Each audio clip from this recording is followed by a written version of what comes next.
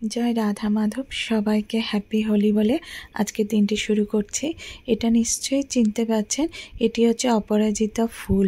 আমি শুকিয়ে রেখেছিলাম অনেকগুলি ফুল, সেটি দিয়ে আজকে হোলির দিনে আমি রং বানাবো বা আবির তৈরি করব। প্রথমে গরম জল করব, তাতে ওই শুকনো অপরাজিতাগুলো দিয়ে দেব, তার ফলে আমি নীল রং পেয়ে যাব।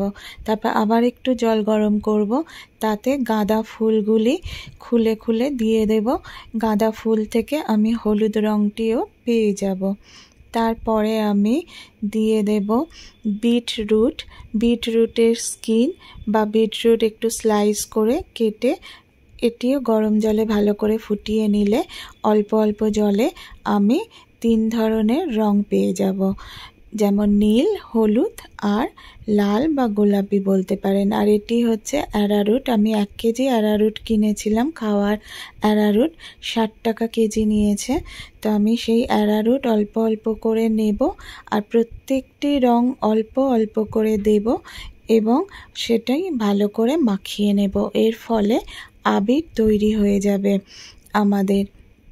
তো আমি প্রথম 2 চামচ অ্যারারুট নিচ্ছি, তাতে অল্প করে রঙগুলি দেবেন। রঙের জলগুলি বেশি দিলে না অসুবিধা হয়ে যাবে, মাখানো যাবে না। তো খুব অল্প অল্প পরিমাণ নেবেন এবং সেটি হাতে করে ভালো করে ঝুরো ঝুরো করে মাখিয়ে নেবেন। তো এই কাজটি আমার ছেলে এসে ধরে নিল আমার কাছ থেকে, বলল মা আমি করব। তো ওকেও বানাতে দিলাম। তারপরে আমার মা ছাদে গিয়েছিল, ছাদ থেকে যে শাক পাওয়া যায় না, পুঁই শাকের ডিমুলি আছে, ওই ডিমুলিগুলো এখন খুব পেকে গেছে। ওইগুলো চিপলে না খুব ভালো একটা গাঢ় ডিপ বেগুনি রং হয়ে যায়। তো সেটা পেয়ে যাব। আর ঘরে দেখলাম হলুদ ছিল, কাঁচা হলুদ। তো সেই হলুদটাও বেটে ভালো করে সেটা থেকে আরেকটু রং বের করে নিলাম। এর ফলে হলুদ রংটা বেশ ভালোই এসছে। গাঁদা ফুলের জল এবং কাঁচা হলুদ দুটি মিশিয়ে এই হলুদ রংটি বানিয়েছি। আর এই হচ্ছে পানা ফুল কালারের, যেটা বেগুনি কালার বলতে পারেন বা হালকা গোলাপি। তো এই রংটি বিটরুট থেকে এসছে এবং আরেকটি পানা ফুল কালার রং আমি বানাবো, সেটি এসছে আপনার পুঁই শাকের ডিমলি থেকে। সেটি চেপে চেপে তার যে রসটি বেরিয়েছে সেটা ভালো করে 2 চামচ করে অ্যারারুটের সঙ্গে মিশিয়ে দিয়েছি। দেখুন, এর ফলে আমাদের কাছে আপাতত 3 রকম রং হয়েছে। একটি পানা ফুল কালার বা গোলাপি কালার, আরেকটি হলুদ রং, আরেকটি সবুজ রং। আমার কাছে যে অপরাজিতা ফুলের নীল রং ছিল, সেই নীল রং আর হলুদ রং দুটোকে একসঙ্গে নিয়ে আমি অ্যারারুটের সাথে মাখিয়েছি। তো তার ফলে আমি পেয়ে গেছি সবুজ রংটি। আপনারা নিশ্চয়ই জানেন হলুদ আর নীল মেশালে সবুজ রং পাওয়া যায়। তো এই সমস্ত রং মিশিয়ে আমি আপাতত 5 রকমের রং বানাতে পেরেছি। একটি সবুজ, একটি হলুদ, আরেকটি হালকা গোলাপি, আরেকটি পানা ফুল কালার, আরেকটি হচ্ছে নীল। তো এই সমস্ত আবিরগুলো নিয়ে আজকে আমরা হোলি খেলবো বা গোবিন্দের চরণে হোলি আমরা রং মাখাবো, আবির দেব।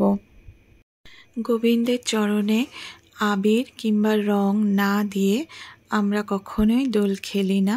তো এটি একটি দেখুন ছোট্ট বালতি এবং রঙের ফিচকিরি, ছোট্ট গোপাল গোবিন্দের জন্য আমি মার্কেটে গিয়েছিলাম, এটি পেয়েছি। তো এটি নিয়ে এসেছি আমার ছোট্ট গোপালের জন্য। তো আমার ছেলে ট্রাই করে দেখছে যে এটা ঠিকঠাক চলছে কি না। তো দেখলাম বেশ ভালোই চলছে। বেশ সুন্দর ছোট্ট বালতি, এতে রং ভরে দেব এবং ফিচকিরি করে রং খেলবে আমার ছোট্ট গোবিন্দ।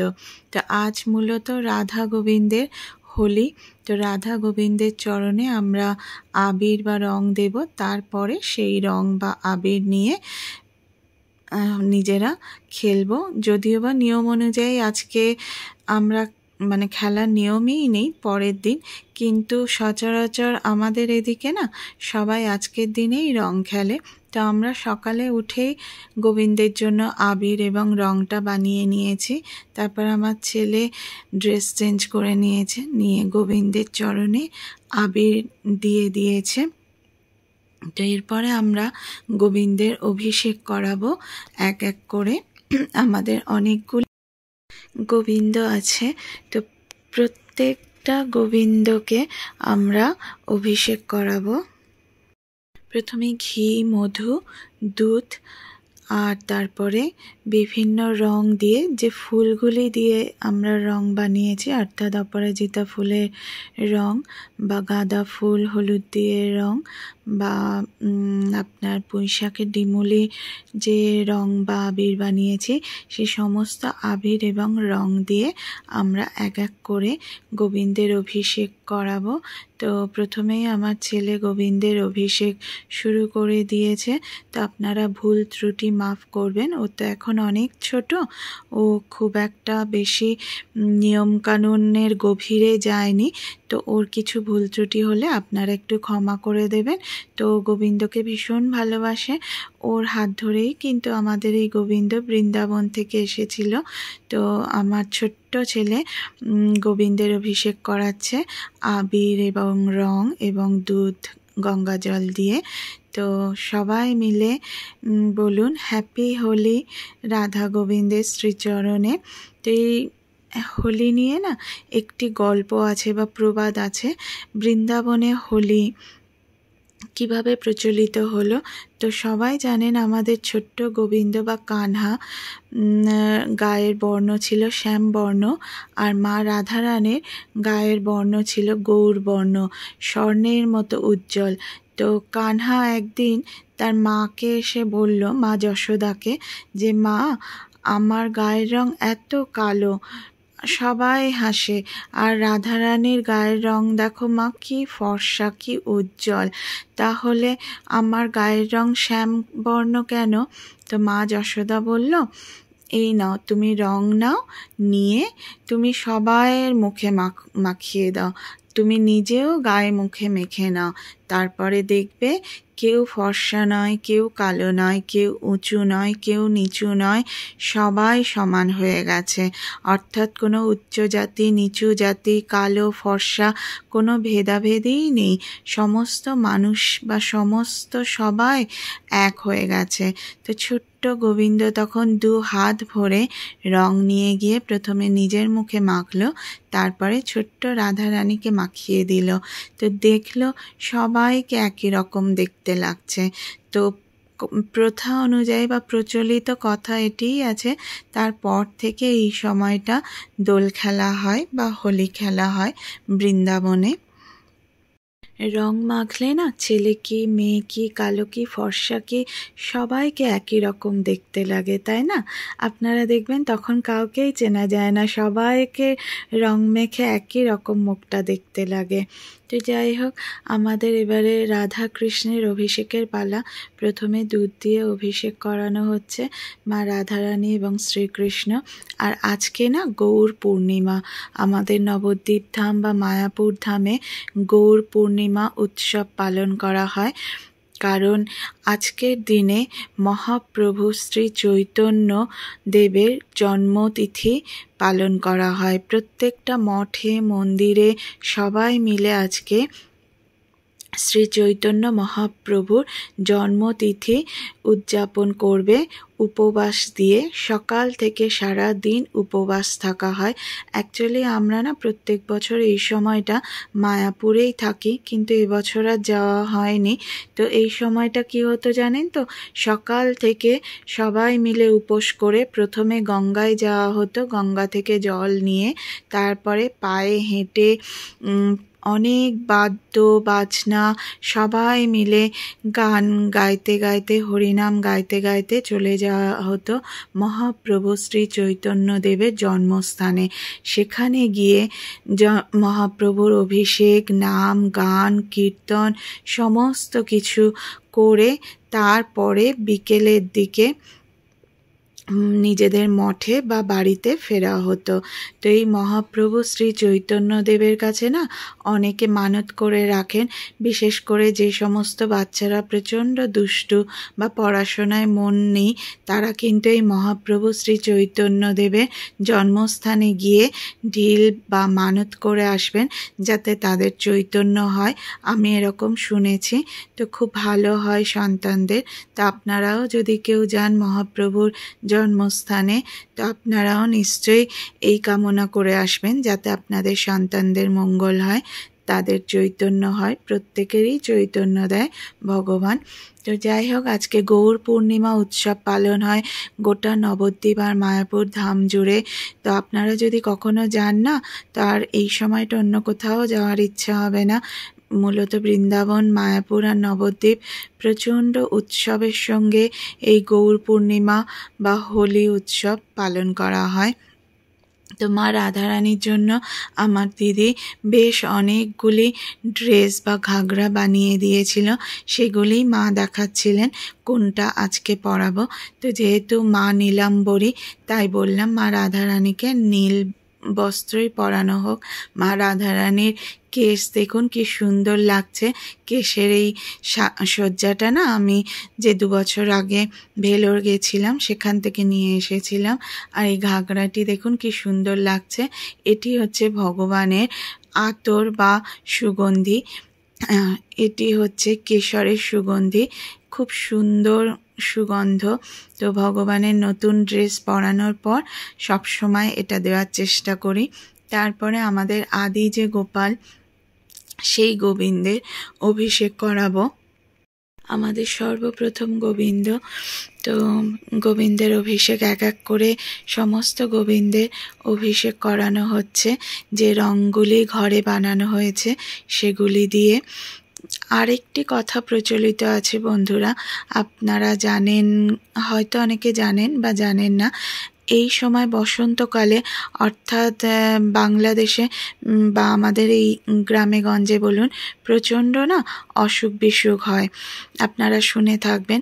তো এই সময় প্রত্যেকে চেষ্টা করে নিম পাতা, হলুদ এগুলো মাখানোর বা খাওয়ানোর। তো সেই নিয়ম অনুযায়ী বলছে যে নিম পাতা দিয়ে যে আয়ুর্বেদিক আবির বা রং এগুলো ব্যবহার করা দরকার, যাতে স্কিনের কোনো ক্ষতি না হয় বা স্কিনের ভালো হয়। যার জন্য বিভিন্ন ফুল বা জড়িবুটি বা পাতা, গাছগাছরা অর্থাৎ হলুদ, নিম পাতা বা বিভিন্ন গাছের পাতা বা ফুলের রং দিয়ে, এগুলো যদি দিয়ে হোলি খেলা হয় বা রং বানানো হয়, তাহলে এগুলো না মানুষের অনেক উপকার করে। তো সেই কারণেও অনেকে দোল খেলে বা হোলি খেলে।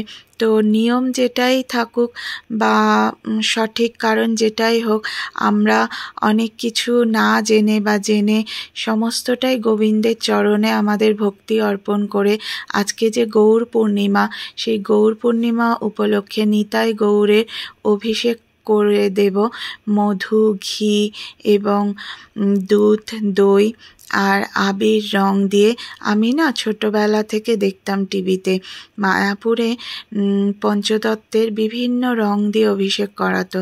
তো আমি বুঝতে পারতাম না এই রঙগুলো কীভাবে বা কোথায় থেকে আসছে, কিন্তু এখন বুঝতে পারি বিভিন্ন ফুলের রং বা ফলের রং থেকে এই রঙগুলো দিয়ে ভগবানের অভিষেক করানো হয়। তো শ্রী চৈতন্য মহাপ্রভু বা গৌরাঙ্গ সবাইয়ের মতে রাধা কৃষ্ণের মিলিত যুগল রূপ হয়ে আমাদের ধরাধামে এসেছিলেন গৌরাঙ্গ মহাপ্রভু বা শ্রী চৈতন্য মহাপ্রভু, যার জন্ম মহোৎসব আজকের তিথিতে পালন করা হয়, অর্থাৎ এই হোলি তিথিতে বা এই বসন্ত মাসের দোল পূর্ণিমা উপলক্ষে। তো আজকে মায়াপুর এবং নবদ্বীপে বিরাট বড় উৎসব চলছে। তো আমরা এক এক করে সমস্ত ভগবানের অভিষেক সম্পন্ন করব, তারপরে ভোগ দেব। তো আজকে মনটা অনেক দিন পর ভীষণ ভালো লাগছে ভগবানের একটু সেবার কাজে আসতে পেরে। সবথেকে বড় কথা, ভগবানের জন্য এই সুন্দর রং বেরঙের আবিরগুলো নিজের হাতে বানাতে পেরেছি। আসলে আমরা সবাই মিলে বানিয়েছি, আমার মা, ছেলে এবং আমি সবাই মিলে। এবারে আমার ছেলে ধূপগুলি বের করছে, ধূপ এবং দীপ দিয়ে আরতি হবে ভগবানের। তো ওকে ছোটবেলা থেকে একটু চেষ্টা করছিলাম ভগবানের চরণে মতি যাতে হয়। তো প্রত্যেকের সন্তানদের ভগবানের চরণে মতি হোক, ভগবানের কৃপা লাভ করুক, সেই আশা রেখে সবাইকে আর একবার হ্যাপি হোলি জানাচ্ছি। আর আমার না আজকে গলাটা ভীষণভাবে ধরে আছে, একটু বেশ ঠান্ডা লেগে আছে, যার জন্য গলাটা মাঝে মধ্যে সমস্যা হচ্ছে। আপনারা আওয়াজ শুনলে হয়তো বুঝতে পারবেন। তো আমাদের সমস্ত গোপালের পোশাক পরিয়ে সাজগোজ করিয়ে একেবারে রেডি ভোগ গ্রহণ করার জন্য। তো এই সমস্ত আবিরগুলো দেখুন কি সুন্দর লাগছে রঙগুলো। তো আমাদের গোবিন্দের এবারে আরতি করা হয়ে গেছে, তারপরে ভোগ দেওয়া হবে। যেহেতু আজকে গৌর পূর্ণিমা বা মহাপ্রভুর জন্ম মহোৎসব, তো আমরা সবাই না একাদশীর মতোই পালন করার চেষ্টা করি। আর এটা একাদশীর মতোই পালন করতে হয়। 12টা বাজে যতক্ষণ, মূলত সন্ধে পর্যন্ত উপবাস থাকাটাই নিয়ম। সন্ধে পর্যন্ত উপবাস থেকে তারপরে ভোগ গ্রহণ করতে হয়, তাও একাদশীর মতো, অর্থাৎ আপনি আলু, কুমড়ো, কাঁচকলা এগুলো। তো যাই হোক, ভগবানের অভিষেক সারা হয়ে যাওয়ার পর ভগবানের শ্রীচরণের যে আবির বা রং ছিল সেইটা নিয়ে আমার ছেলে ছাদে চলে গেছে হোলি খেলবে বলে। আর কয়েকটা রং বানাতে দেওয়া হয়েছিল, তো সেই রঙগুলোতে না একটু জল বেশি পড়ে যাওয়াতে সেগুলো রোদে শুকোতে দেওয়া হয়েছিল যাতে রঙগুলো ঠিকঠাক হয়। তো সেগুলো তোলার চেষ্টা করছিল। তো একটি বালতি আর একটি বক্স নিয়েও চলে গেছে। যেহেতু ওরা ছোটরা, তো আশেপাশে সবাই আজকের দিনে খেলছে রং, তো ও খেলতে চাইলো। তো ঠিক আছে, ও আর আমি মিলে একটু রং খেললাম ছাদে। ও ভীষণ খুশি, আনন্দ। তো আপনাদের সবাইকে জানাই হ্যাপি হোলি। সবাই খুব ভালো করে হোলি উদযাপন করুন, ভগবানের বেশি বেশি করে নাম সংকীর্তন করুন, নাম প্রচার করুন, আর সবাইয়ের পরিবার খুব সুস্থ থাকুক, ভালো থাকুক, এই বলে আজকের ব্লগটি আমি এখানেই সম্পূর্ণ করছি। তো হ্যাপি হোলি। সবাই প্লিজ দেখতে থাকবেন আমার ব্লগ, আর লাইক করবেন, সাবস্ক্রাইব করবেন। Thank you so much.